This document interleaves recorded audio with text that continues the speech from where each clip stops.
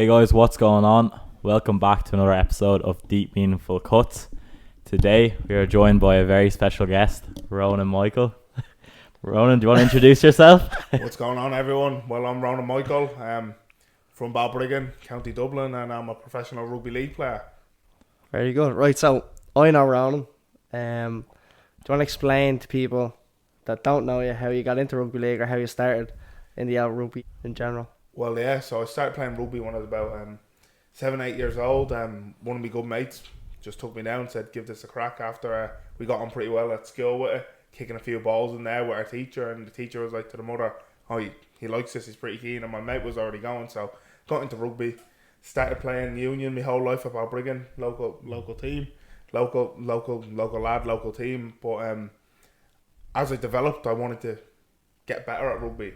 It became my passion. It became something I loved. It went from just something I did on a Sunday, because I just did it. It's usually how you start as a kid. You just do it because you do it. It became something I actually started to love, and from there, I suppose, it was one of those ones that it just snowballed. Really, as I got better, you love it more, and as you love something more, you kind of get better because you put a bit more energy into it. Yeah. So it goes like for like. You get better, you love it more, you get better, and from there, really, I realised I needed to get to the next level. So around here, we have Northeast Leinster trials, which you get at when you're about under 15s level. Yeah. So that was my next progression, but I didn't make the team, and it just felt like my whole world caved in.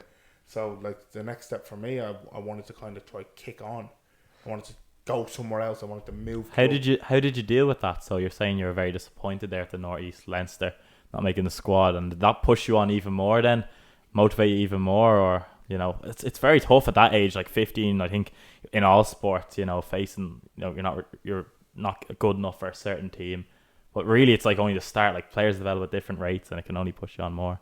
Yeah, it's one of those ones, as you say. Like someone could be really good, but be really young. You know what I mean? So there's a 12-month gap between the youngest on the team or the oldest on the team. Yeah. Do you know what I mean? Like you could be born in January and you're the oldest, or you could be born in December and you're the youngest. It's bonkers, really.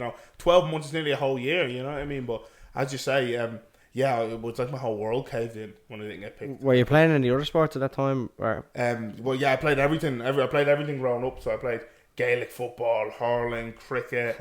I even gave soccer. Rubbish. I couldn't kick a ball, but I played it. You name it, I played it. I did track and field. I did whatever. I did it all, but.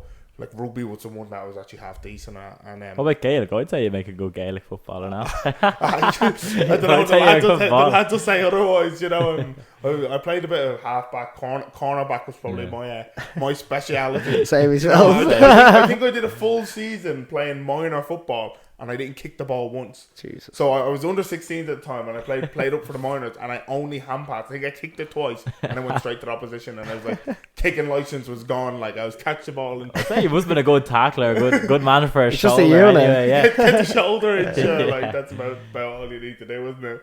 Win the ball. Yeah, it's the best though, Gaelic. It's the best. Well, use about Gaelic football men yourselves. It's the best sport on earth. Jeez, I wish I could play that for a living. That's a thing.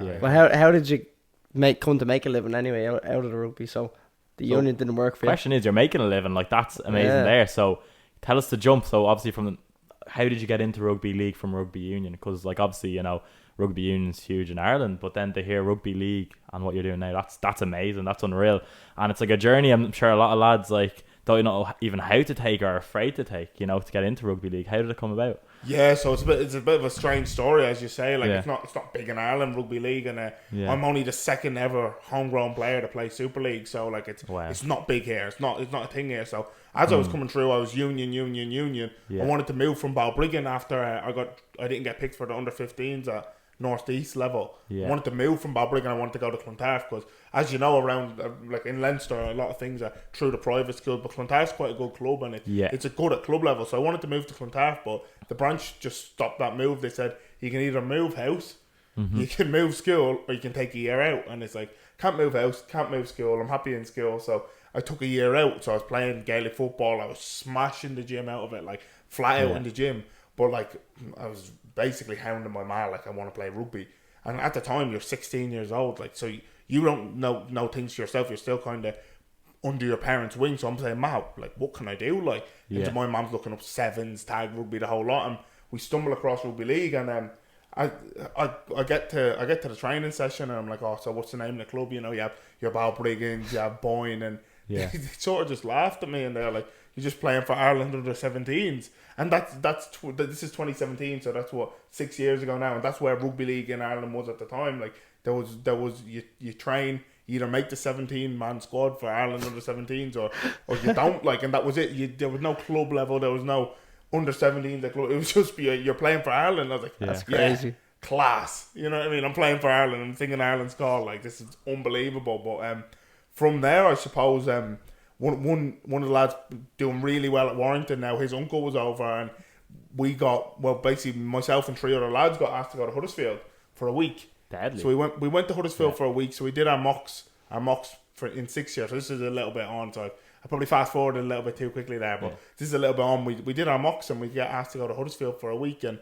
then after that, you know, back to the leaving cert, heads down. Back at this stage, I've done my year out of rugby union, so I'm playing rugby union at Clontarf, and then, you know, put the rugby league ball away. I'm playing rugby union. Leaving cert's coming up, you know, and you have your EP ticket, you have your longitude ticket, you're ready for your leaving cert, you have your Debs ticket, and then it was probably 3 weeks before the leaving cert, like, and I get the call saying Huddersfield want you back on trial all summer. And I could not believe it. Like, in my eyes, like, it's like every door had shut for me. Rugby, people have been telling me for like 2-3 years that rugby's done for you at this stage. Which, really? And who was telling you that rugby was done for you? Well, everyone's saying it, and there's whispers, and it's like, oh, it's not really real. It's not really a reality. Like, focus on the leaving, sir. Do your CAL. Was that from teachers or friends? It's everyone. It's everyone. Like, at the end of the day, like, it's like my family's not a huge rugby family. Like, we don't come from generations of playing rugby. So my ma's doing what's best for her kid, and she's telling me to focus on the leaving cert because she only knows what she knows. You know, she doesn't know anything about rugby league, rugby union. But like, obviously, she was happy for me to be doing my sports, and your teachers are telling you to focus on the leaving cert as well. Go do your CAL, get into college, and then anyone who heard that was playing rugby league for Ireland said that's fake. Yeah. It's not because what were you thinking the whole time? Were you just thinking, no, I'm going to make it, I'm so determined, or I have so much belief in myself that I am going to make it, I am going to become a professional rugby league player? Or did that kind of kick in at all, or did you actually, did you believe in yourself all that time? You have self-doubts. Like, self-doubt is part of being an athlete. There's always times you're going to have self-doubt, but one of the things is I had this like ridiculous belief in myself. Like, I knew what I wanted to do, and it was like beyond, it was ridiculous.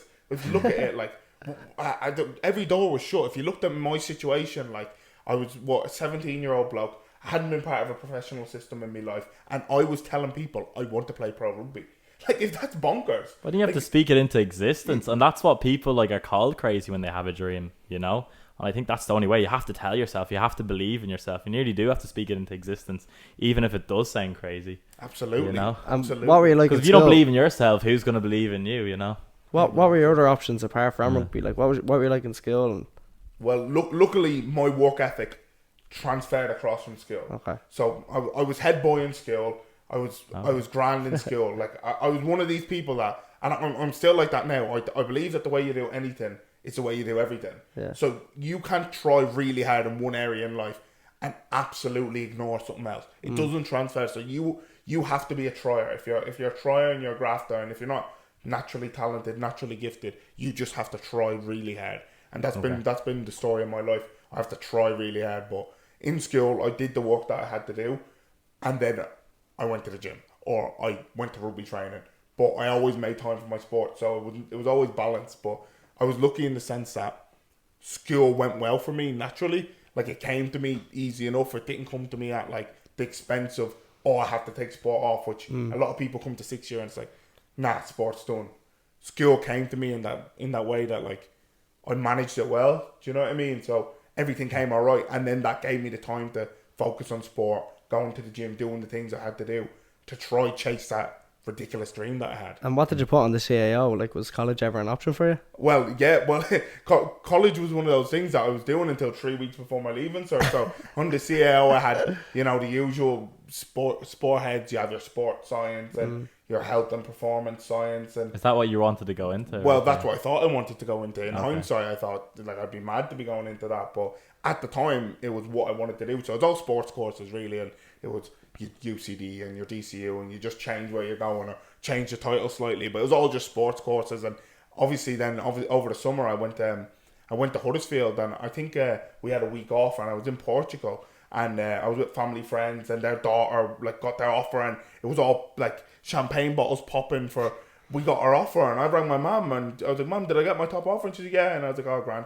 So that was Really? that. Like, but like it was one of those ones. So you got your top offer for college? Yeah. So I And got what was that? I think it was it would have been health and performance science in Wow. UCD or something along those Fair lines. play. I can't remember, but like to me, it was like. It didn't matter because I was so focused on what I was doing. You still wanted Like, What did your ma say at that point? Like, surely. Well, she just seen the opportunity that her son was chasing the dream. I suppose I was on trial, like so. I didn't have a paper contract. I had nothing.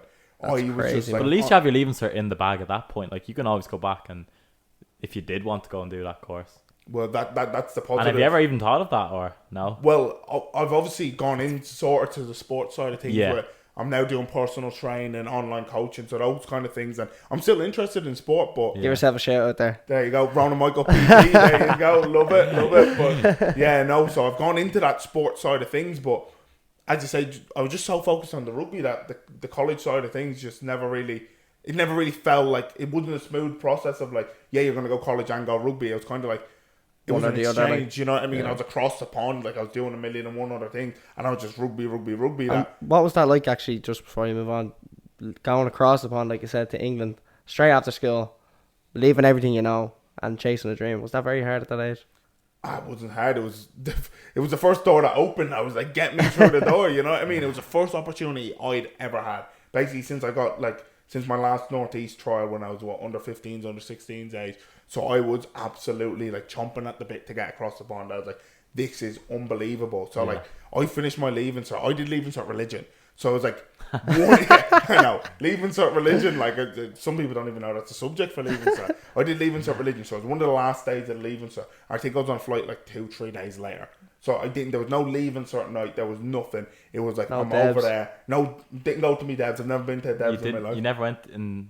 Was that because you were over across the way? Yeah. So my devs was on, and I was over there. I think I had training that day, so I was like, yeah. Jeez. There was no. Sorry, I'm on trial. Can I go to my devs? Like, no, you're on trial for a Super League Academy. You're like, you're there. This there. is it. Yeah, this is it. Like EP ticket gone. Oh. Electric picnic ticket gone. Longitude ticket gone. Devs ticket gone. Didn't matter to me though. Yeah. It was like you're over there for a reason, and I was so happy. Class. Like I was beyond belief happy that I was over there. That none of that mattered to me. I was like, get me on the flight. Really, that's all that mattered was achieving that, getting through the academy and getting on the team, kind of, wasn't it? Yeah. Well, that's the trials, it, yeah. isn't? That's one of the things. Like that's And that's probably the mindset you need to have as an athlete. Like you're dead right there, and that's what you hear them say. Any of the top athletes is that they just focus on their sport, and distractions can just kind of go away. absolutely. Yeah, Well, that's you have to kind of narrow in on that, especially when you're coming from the back foot. So at this stage, we played 2 internationals against Wales under 16s the year before. So they were my 2 proper games of league. We played South Wales Ironmen under 17s and 2 in-house games, Republic versus Northern Ireland. So that's a total of 5 games in 2017. I probably managed to get 2 or 3 in the domestic league in Ireland in 2018 prior to heading across the pond. So I can count the number of rugby league games I played in my hand, and I'm on trial at Super League Academy. So like there's fresh, and then there's absolutely fresh. So if your head's not screwed on, or you're not like pinpointing, all right, this is what I want to do, this is what my goal is, you can get lost in it, and like you're thinking about all the things you're missing out that summer. All my mates just on the leaving cert, but to me, like that didn't matter. I would just pinpoint. I was like focused in on like this is what the job at hand is to do. And how long was that trial before you got secured? So that was a 3-month trial, but Okay, the that's way it long. works, it's a long trial. So And the you way have to stay over there, and yeah. So like I went over, but you start your trial. Well, obviously you get there and you start training, but your trial period starts before your first game. So I was probably training for 2 or 3 weeks with them before I actually got the call up to play academy. And then my trial period started, and that took me through to the end of the season, which finished up around like September, October. So I'd done my trial. I'd finished up that academy season. I got offered a 3rd-year academy contract, which was like, that was my initial goal. When I got over to Huddersfield, that's what I wanted. I wanted an academy contract. So I got over there. I've achieved the goal. And then, like, I get named in the Ireland senior squad.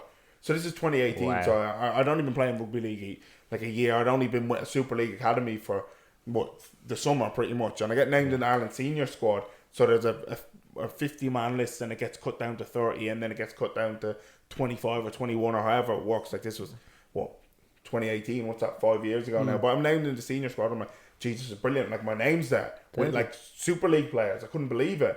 But then it went from being named in the senior squad to you're making your senior debut in the European Championships that same year. What age were you then when you made your... So I made my senior Ireland debut in the European Championships. I was 18 then. So I played, at this stage, I'd played 5 academy games for Huddersfield. So I've only played 5 at a decent standard. You must have been balling out. And I don't know, I'm playing Ireland seniors, and it's one of those ones that sometimes you're thrown so deep in the deep end you don't even realise you're in the deep end. Yeah. Like, it's just not, you're just putting one foot in front of the other. You're waking up, you're doing what you feel is the right thing to do. And the next thing you know, these things are happening, and it's like, it's mad. And I look back at it now after playing in the World Cup this year, and I go, it's mad to think, last year, it's mad to think that I was 18 playing for Ireland seniors. Like, And what about the nerves? Do you ever get nerves before, like, especially occasions like that or any big games? I feel like I honestly, How do you deal with them? Yeah, I feel like nerves mean things matter. If you don't get nervous, things don't matter to you.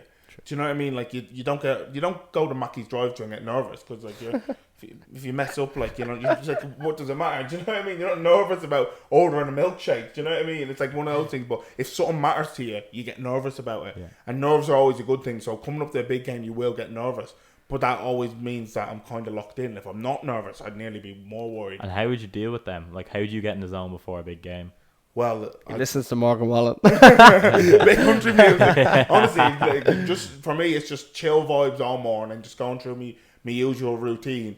Get to the game, just vibing with the lads, and then usually about 45 to an hour before we're going out for warm up. So we'll go out for warm up maybe 25 minutes before kickoff. Then I start zoning in. So say we have a 3 o'clock kickoff, we're going out for warm up at 25 to 3.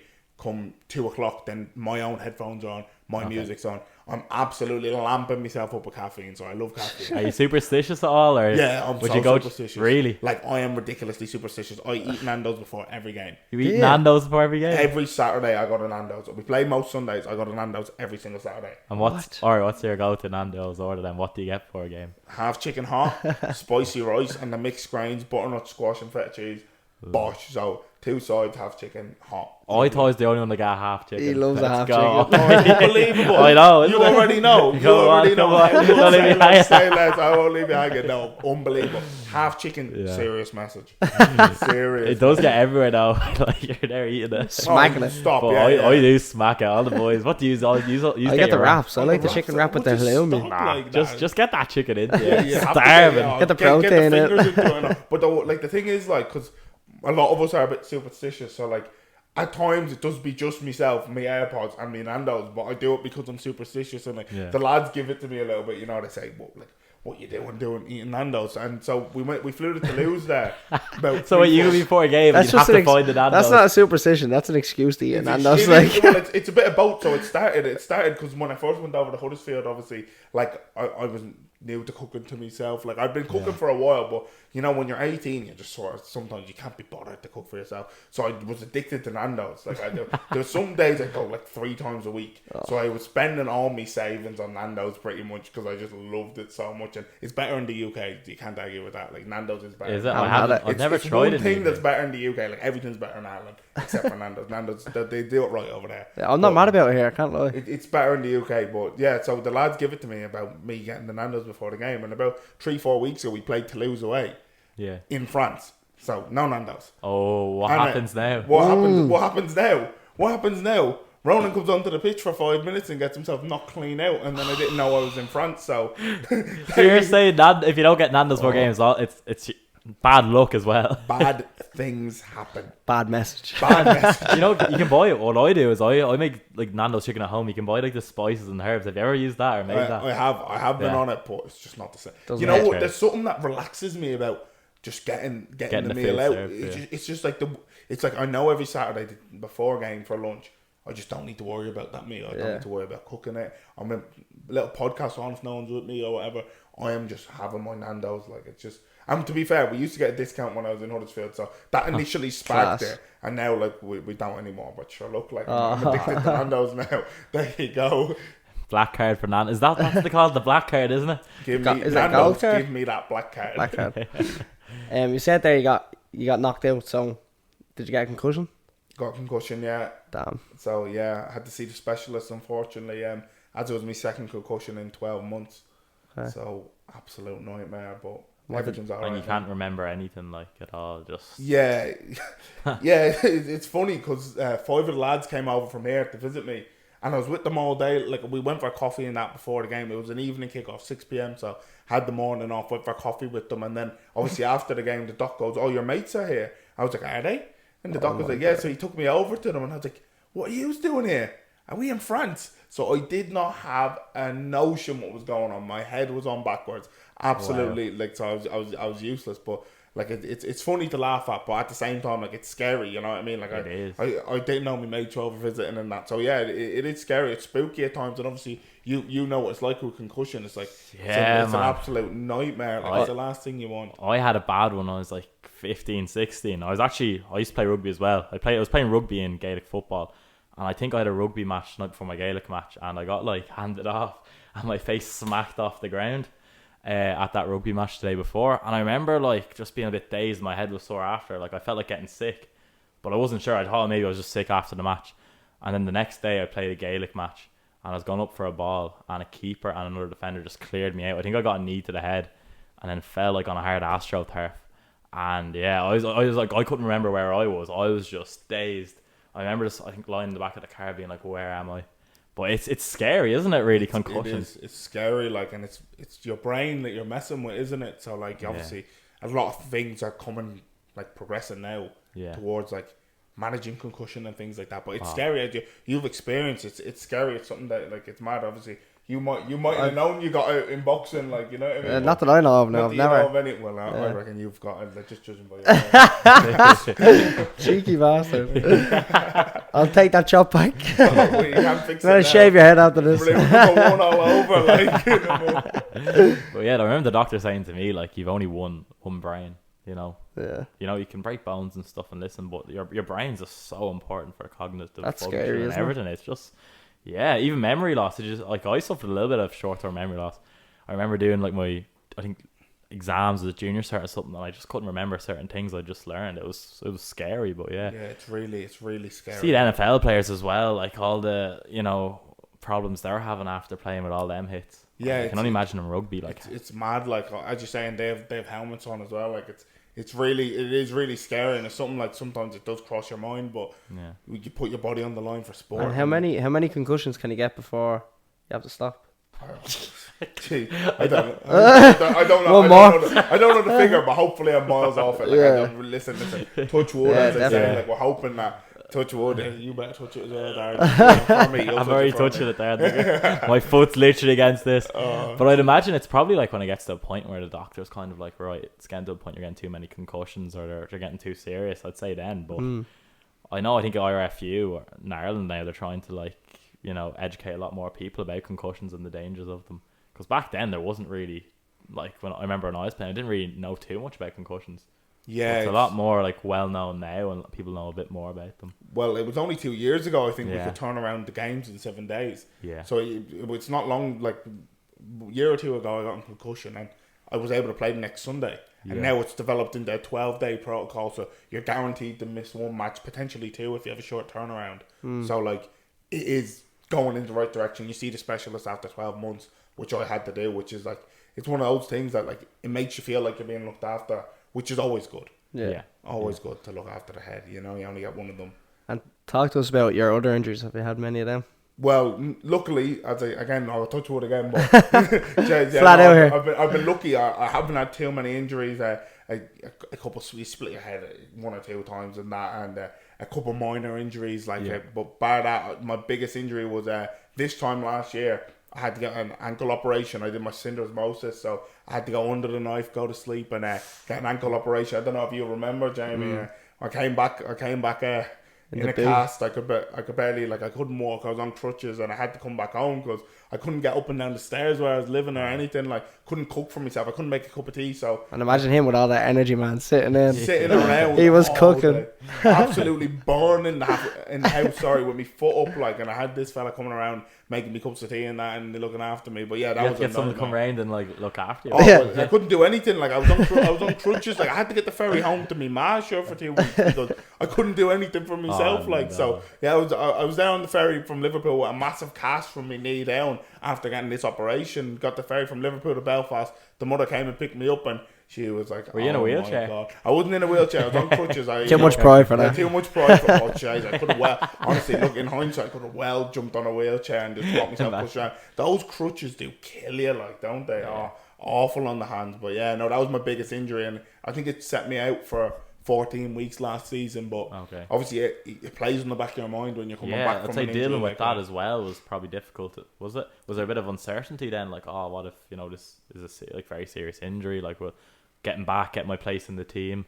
Like, did it affect you that way? And, 100%. Well, it obviously plays on your mind. You have last year I was out of contract. Like, I was trying to find form again. I had the World Cup last year, so when an injury like that, the worst things come into your mind. You're like, the World Cup, it's going to be ruined. You're out of contract. All the worst thoughts, but like, that's part and parcel of the game, is that you have to battle through them and then rehab yourself right. And I was lucky with good surroundings and being in a good environment that I was able to rehab myself right. But as you say, when something like that happens, you're like, all right, here we go. You don't know what to do. It's like, I can imagine for you, like, from what you've been saying, like, you're such kind of like a structured person. You work hard, you know, you've everything in place, and then going from playing rugby, training, this is your life, to suddenly being injured, thinking, right, I have to build myself back up, keep myself motivated. Like, how do you keep yourself motivated in that sense? Like, what are you kind of just... How do you keep yourself motivated? Well, motivation comes and goes. I try to keep myself disciplined. That's what I try to do. I try to go, right. And the way I see it is I go, what type of person do I want to be? Who do I want to be? What values do I have? Do I have values as a slacker? Do I see myself as someone who does the right thing more often than not? And then when I look back on them on the dark days and the hard days, you go, right, I want to be the type of person who's known for working hard. I want to be the type of person who turns up on the bad days. You know what I mean? So then when the motivation goes, you go, who are you? You look yourself in the mirror. And my biggest thing from the minute I got across the pond was, I want to leave no stone unturned. I want to leave no regrets. I don't want to look back on my career and go, oh, I could have been that. I could have been that. And that's the way I try to live my life every day. And nobody's perfect. Everyone has I have bad days. Like, when you get injured, you have bad days. When you have bad games, you have bad days. Like, there's bad days in the sport. That's part of being an athlete. And the highs are so high, and there are lows, and there's lows are lows, and there's nights where you're staying up after a game and you're replaying it over and over in your head, and it's mental. Like, it's not like a 9-to-5 job that you go home on the Friday, switch off. Yeah, because you don't switch off. You go, you're thinking all the time, what could I have done better?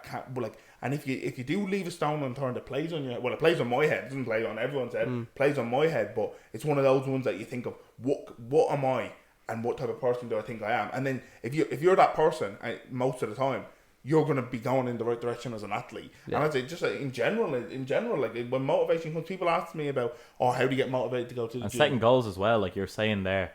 Initially, like, your goal when you went over was to get the contract, the 3-year contract, 3rd-year contract.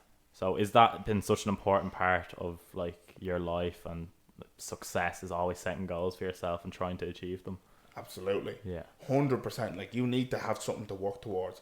And, like, it's cliche to say, if your goals don't scare you, they're not big enough. But your goals should scare you. Do you know what I mean? You don't have to go shouting them at the top of your lungs to the whole world. But what you do should scare you a little bit, because, like, it is scary setting big goals and reaching that far out, because it's so easy to fall into your comfort zone. It's so easy to just do the same things over and over again, which you know you're good at. Thanks for watching the first half of this episode. If you'd like to listen to the rest, head over to our Spotify. Link is in the bio.